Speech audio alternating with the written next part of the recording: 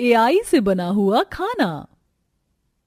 सुबह सुबह शर्मा परिवार डाइनिंग टेबल पर बैठकर खाने का इंतजार कर रहे हैं। तभी चारुलता गर्मा गर्म खाना लाती है और शेफ के अंदाज में बोलती है, टन टन, गर्मा गर्म खाना पेश है।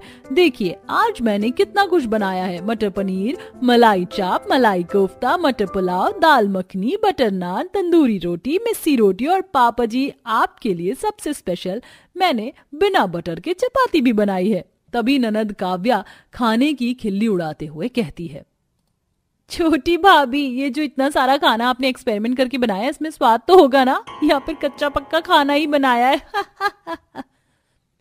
इस नंद को बीच में टांग अड़ाए नहीं रहा जाता। जब देखो टपक जाती है, क्या हुआ भाभी, किस ख्यालों में खो गई? खाना डालो और मुझे 1 रोटी और 2 चम्मच चावल ही डालना। वो क्या है ना, पिछली बार आपके स्पेशल पुलाव खाकर पेट खराब हो गया था। अरे मुझको भी 1 ही रोटी डालना बहू, और सब्जी भी थोड़ी देना। सबने शक्लें तो ऐसे सुझा रखी हैं जैसे मैं जबरदस्ती जेल की रोटी खिला रही हूँ सबको। कोई नहीं, आज मेरे हाथ का खाना खाकर ये सब उंगलियां ना चाटते रह गए तो मैं भी चारुलता नहीं। जैसे ही देवरानी खाने से भरे बर्तनों का ढक्कन हटाती है तो खाने की बेहतरीन लजीज स्वादिष्ट खुशबू पूरे डाइनिंग टेबल पर फैल जाती है। खाने से भाप निकल रही थी तभी सास शीला देवी बोलती है, अरे वाह, खाने की खुशबू तो बिल्कुल 5 सितारा होटल की तरह आ रही है। माँ जी खाली खुशबू से क्या होता है, चक्कर देखते हैं स्वाद कैसा है। देवरानी जी जल्दी जल्दी परोसिए। चारुलता सबकी प्लेट में खाना परोसती है। एआई से बना खाना खाकर सब उंगलियां चाटते रह जाते हैं। देवरानी जी आज तो सोने पर सुहागा हो गया, इतना स्वादिष्ट खाना आपने बनाया, यकीन नहीं होता। जेठानी जी ये सारा खाना मैंने एआई से बनाया है। मुझसे ज्यादा क्रेडिट तो एआई मशीन को जाता है जिससे बना स्वादिष्ट खाना आप सबने पेट भर कर खाया है। सच में बहू, मुझे तो लगा ये एआई मशीन बेकार मंगवाया था। क्यों मधुरिमा बहू, याद है ना कैसे किचकिच करती थी खाना बनाने में? मधुरिमा पुराने दिनों को याद करने लगती है। सर्दी की सुबह 7 बजे शर्मा परिवार में हलचल है। रसोई में से बर्तनों के झंझनाने की आवाज आ रही है क्योंकि इकलौती बहू मधुरिमा मड़के मिजाज में खाना बना रही है। इन ससुराल वालों ने तो मेरी जिंदगी की वाट लगा रखी है। ससुर जी को दिन भर में 36 बार ठंड में चाय चाहिए, नंद को बैठे बिठाए नाश्ता, दोनों भाई की अलग फरमाइश, फिर बंकू को लंच, 2 ब्रेकफास्ट करवाओ। कभी कभी तो इतनी खुंदक चढ़ती है कि खाना बनाना छोड़ दूं। अरे मधुरिमा, बहू 1 कप चाय मांगी थी तुझसे, लाई नहीं? जी पापा जी लाई। भाभी मेरा ब्रेड ऑमलेट जल्दी बनाकर ले आओ, कॉलेज के लिए लेट हो रहा है। भाभी मेरा कॉफी भी ले आना। अरे बना रही हूँ। सबके सब एक साथ सर पर चढ़ जाते हैं। तभी हड़बड़ाहट में चाय छानते हुए गर्मा गर्म चाय हाथ पर गिर जाती है। मधुरिमा गुस्से में हॉल में आकर अपनी भड़ास निकालने लगती है। देवर जी माना कि आप एआई इंजीनियर हैं, मगर मैं इंसान हूँ, एआई रोबोट नहीं जो फटाक से सबका ऑर्डर हाजिर हो जाए। तंग आ गई हूँ इस घर को अकेले संभालते हुए। माँ जी या तो आप मेरे लिए देवरानी लाइए या तो मैं मायके चली जाऊंगी, फिर सब कुछ खुद बनाकर खाना। ये तो बड़ा मसला हो जाएगा बहू, तो चिंता मत कर, मैं पंडित जी को बोलती हूँ अंकित के लिए लड़की देखने के लिए। माँ आपका सही है, खाने के चक्कर में आप सब लोग मुझको बलि का बकरा बना रहे हो। क्यों बरखुरदार, अब तेरी शादी की उम्र भी तो हो गई है।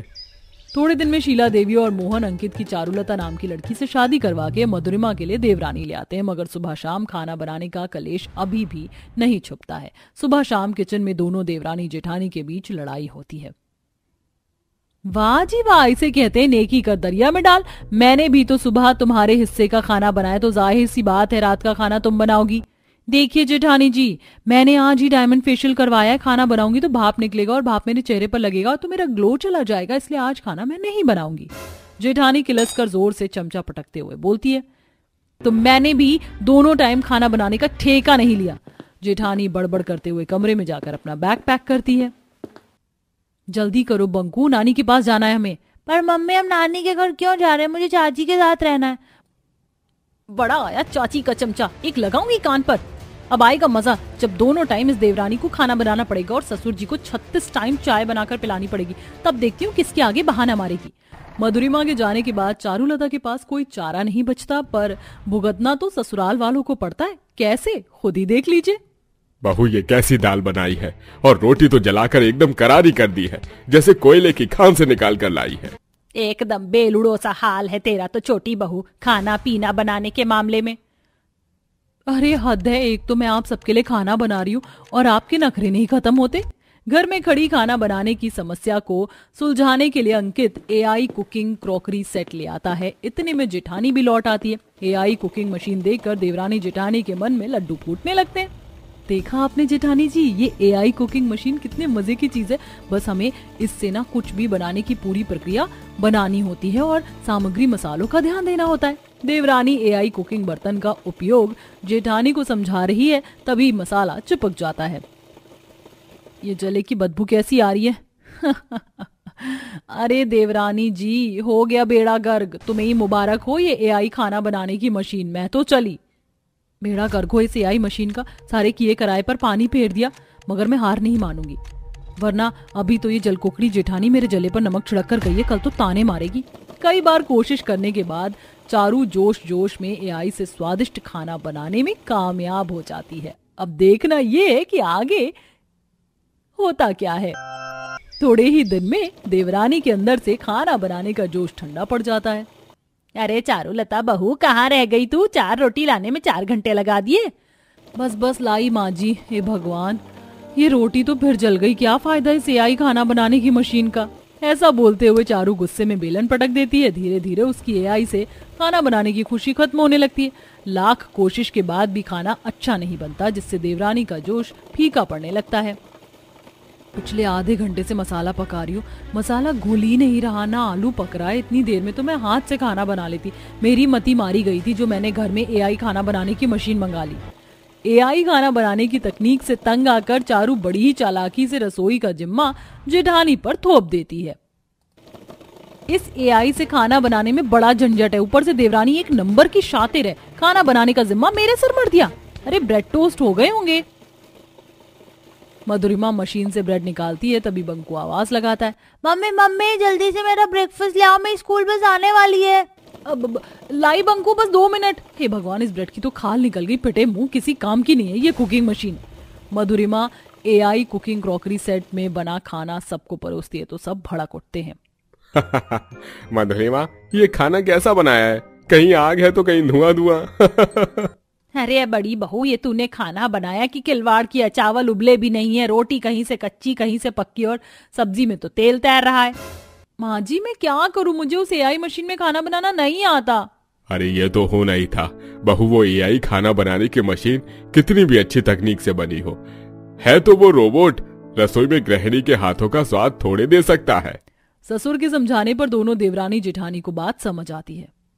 पापा जी बिल्कुल सही कह रहे हैं, अब एआई कुकिंग मशीन में खाना बनाना बंद। मैं बिल्कुल काम चोरी नहीं करूंगी। जेठानी जी, हम दोनों पहले की तरह साथ मिलजुल कर खाना बनाएंगे। हाँ, ये सही रहेगा देवरानी जी। अब इस एआई खाना बनाने वाली मशीन का क्या करना है? करना क्या है, OLX पर बेच डालते हैं। ले लो सस्ता माल ले लो। आ गया मार्केट में ठंड से बचने के लिए टिकाऊ और सस्ता माल। यहाँ मैं बेच रही हूँ पंख का स्वेटर जो गर्म इतना है कि ठंड को छूने न दे। हाँ, आ जाओ आ गया मार्केट में माल सस्ता और खूबसूरत। मैं लाई हूँ बोरी के स्वेटर जो सस्ते के साथ साथ बहुत ही ज्यादा गर्म है। आ गया माल फैशनेबल और गर्म। हो ऐसा माल जो आज तक मार्केट में ना आया हो। एकदम लेटेस्ट में आ गई है घास के बनी स्वेटर। आओ और घास के बने गर्म स्वेटर पहनो और सर्दी को दूर भगाओ। हमारे पास मिलेंगे उनके बने स्वेटर। आ जाओ, सस्ते स्वेटर खरीदो। आ गया माल मार्केट में सस्ता और फायदेमंद। आ जाओ, खरीदो अब सस्ते दामों पर रुई से बने स्वेटर। पांचों बहू एक लाइन से आवाज लगाते हुए अपने अपने स्वेटर बेच रही थी। उनकी आवाज लगाने पर वहाँ पर धीरे धीरे भीड़ आनी शुरू हो गई। अरे ये स्वेटर तो बढ़िया लग रही है। जो भी कहो, थोड़ी अतरंगी है लेकिन बढ़िया स्वेटर है। मुझे ये एक पंख वाला स्वेटर दे दो। धीरे धीरे एक एक करके ठंड में कांपते हुए 5 बहू स्वेटर बेचने लगती हैं। तभी एक आदमी स्वेटर खरीदते हुए कहता है, देखो भाई, स्वेटर तो बहुत अच्छे हैं, लेकिन तुम पांचों ठंड में क्यों कांप रही हो? इतने सारे स्वेटर हैं, फिर भी ठंड में तो मैं इस तरह स्वेटर बेचने पड़ रहे हैं। इनमें से एक एक स्वेटर तुम खुद के लिए भी तो ले सकती हो ना। उस आदमी की बात सुनकर 5 बहू एक दूसरे की तरफ देखती हैं और फिर कांपते हुए एक एक स्वेटर उठाकर पहन लेती हैं। आखिर हमारी मेहनत रंग लाई। हाँ, सही कहा दीदी। आज अगर हमने इतनी मेहनत न की होती तो ये सब ना सोचा होता तो शायद आज हम इस मुकाम पर ही ना पहुँचते।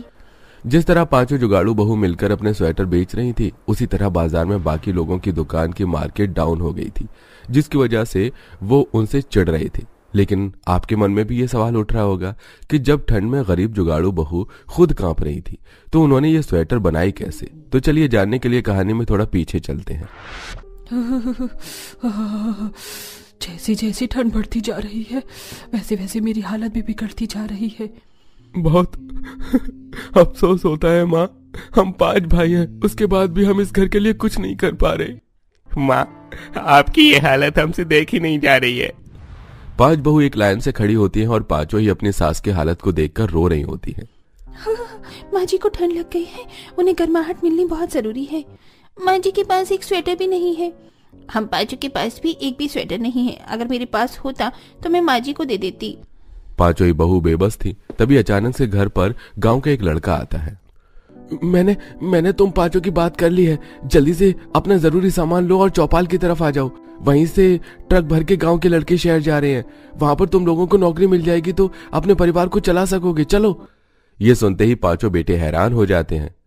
मेरा तो मानना यही है कि हमें शहर जाकर काम करना चाहिए, यहाँ गांव में कुछ नहीं रखा। हाँ भैया, आप सही कह रहे हो, चलो हम लोग शहर चलते हैं।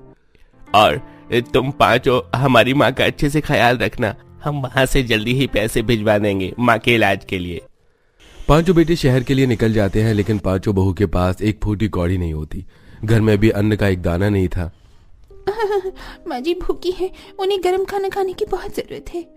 पड़ोस की बूढ़ी काकी के पास जाकर चावल या फिर आटा लेकर आती हूँ, तब तक तुम सभी जाकर जंगल से थोड़ी सी लकड़ियाँ लेकर आ जाओ। पांचों बहू ने फटे चिट्टे कपड़े पहने हुए थे। श्वेता पड़ोस की बूढ़ी काकी के घर चली गई तो बाकी चारों जंगल की तरफ जाने लगी, लेकिन वहां भी उन्हें ओस में भीगी हुई लकड़ी मिली जो जलने से तो रही। ये लकड़ी तो जलने से रही, अब हम लोग क्या करें? एक तो ठंड भी बढ़ती जा रही है, हम लोगों के पास स्वेटर नहीं है। ठंड में हमारा क्या हाल हो रहा है, ऊपर से घर में माँ जी की तबीयत भी बिगड़ रही है। ना तो उनके खाने के लिए कुछ है, ना उन्हें ठंड से बचने के लिए स्वेटर है। 5 बहू परेशान होकर वापस घर की तरफ आ रही होती हैं तो रास्ते में उन्हें कई सारी दुकान दिखाई देती हैं, जहां पर बहुत बढ़िया बढ़िया ऊन के स्वेटर होते हैं, लेकिन वो बहुत महंगे होते हैं। अगर आज मेरे पास ऊन होती तो मैं उनसे स्वेटर बना सकती थी, लेकिन उसे खरीदने के लिए भी हमें पैसे चाहिए होंगे। तभी वो दुकान पर कुछ लड़कियों को बातें करते हुए देखते हैं। भैया, क्या हमेशा वैसे ही पुराने स्वेटर उठाकर लेकर आते हो? कुछ नया लेकर आया करो ना, ये पुराने स्वेटर पहन पहन कर हम बोर हो चुके हैं। सही कह रही हो मेरी सहेली, भैया आप लोग हमेशा उनके ही स्वेटर लेकर आते हो। हम कॉलेज की लड़कियों को थोड़ा सा फैशनेबल डिजाइनर वाले स्वेटर अच्छी लगती है। अगर ऐसे स्वेटर पहनने हैं तो एक काम करो, शहर से खरीद कर लो, यहाँ गांव में तुम्हें ऐसा कुछ नहीं मिलने वाला। ये बातें पांचों जुगाड़ू बहू सुन रही होती हैं। कुछ दूरी पर चलने के बाद उन्हें हरी हरी घास पार्क में दिखाई देती है। वैसे हम पांचों को बुनाई तो आती ही है, क्या हम लोग खुद से स्वेटर नहीं बना सकते? जैसे पंख, बोरी, रुई, ऊन, घास, इन सब के भी स्वेटर हैं। ये सुनते ही चारों बहू उसकी तरफ देखने लगती हैं। पता है मेरा आइडिया बेकार है, चलो कोई बात नहीं। अरे इससे अच्छा और क्या हो सकता है? तुम्हें पता है हमें पंख भी मिल जाएंगे, हमारे गांव में पंख की फैक्ट्री है। बोरी तो हमें सब्जी वाले से मिल जाएगी। रुई के लिए हमारे गांव में रेशम का खेत भी तो है। बाकी ये रही हरी घास, और उनका हम लोग इंतजाम कर लेंगे। इस तरह पांचों जुगाड़ू बहू इस बारे में सोचती हैं। वो धीरे धीरे सभी चीज इकट्ठा करती हैं, जैसे कि पंख, बोरी, रुई, ऊन, घास, और इन सबको इकट्ठा करके वो स्वेटर बनाना शुरू कर देती हैं। कोई पंख का स्वेटर बनाती है, तो कोई बोरी का, तो कोई रुई का, तो कोई ऊन और घास का। लोगों को हमारी स्वेटर पसंद आ जानी चाहिए, भगवान हमारी मेहनत बेकार नहीं जानी चाहिए। सही बोल रही हो, मैं तो बोरी का स्वेटर बना रही हूँ। देखते हैं सब स्वेटर कैसा लगेगा बनने के बाद। 5 बहू अपने जुगाड़ से बढ़िया गर्म स्वेटर बनाकर पहले खुद पहनकर देखती हैं। माँ जी, हमने अपनी कमाई का साधन ढूंढ लिया है और हमने सबसे पहले आपके लिए स्वेटर बनाए हैं। ये लो, आप इसे पहन लो, आपको थोड़ी राहत मिलेगी और ठंड रुक जाएगी। पांचों जुगाड़ू बहू अपनी सास को स्वेटर पहना देती हैं, तो दुर्गा को थोड़ी ठंड कम लगती है। अब पांचों बहू अपने अपने स्वेटर बाजार में लेकर जाती हैं, जहां वो उसे बेचने लगती हैं। कुछ घंटे तो वो बैठी रहती हैं, लेकिन कोई उनके पास नहीं आता।